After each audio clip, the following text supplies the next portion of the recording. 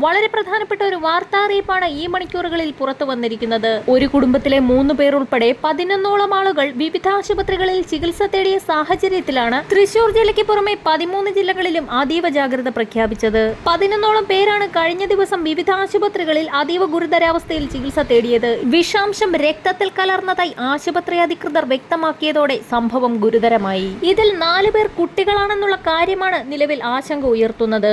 ബ്രഹ്മകുളം മില്ലുംപടി സ്വദേശികളായ ആളുകളാണ് വിവിധ ആശുപത്രികളിൽ ചികിത്സ തേടിയത്. തൃശൂർ പാവറട്ടി ചിറ്റാട്ടുകരയിലെ ഹോട്ടലിൽ നിന്നും ഷവർമ കഴിച്ചതിന് പിന്നാലെയാണ് ആളുകൾക്ക് അസ്വസ്ഥതയുണ്ടായത്. കടുത്ത വയറുവേദനയെ തുടർന്ന് ചികിത്സ തേടിയപ്പോഴാണ് ഭക്ഷ്യവിഷബാധയേറ്റതായി മനസ്സിലായത്. നൌഷാദിനും കുടുംബത്തിനും വിഷാംശം രക്തത്തിൽ കലർന്നതായി അധികൃതർ അറിയിച്ചു. അന്നേ ദിവസം 20 കിലോയോളം ചിക്കൻ വിൽപ്പന നടത്തിയിട്ടുണ്ടാകുമെന്നും 150 പേർ കഴിച്ചിരിക്കുമെന്നും ആരോഗ്യവകുപ്പ് ഉദ്യോഗസ്ഥൻ പറഞ്ഞു. മയണൈസിൽ നിന്നോ സാലഡിൽ നിന്നോ ആയിരിക്കും വിഷമേറ്റതെന്നും ഇറച്ചിയിൽ നിന്നായിരുന്നെങ്കിൽ കൂടുതൽ പേർക്ക് ബാധിച്ചേനെയെന്നും അദ്ദേഹം കൂട്ടിച്ചേർത്തു.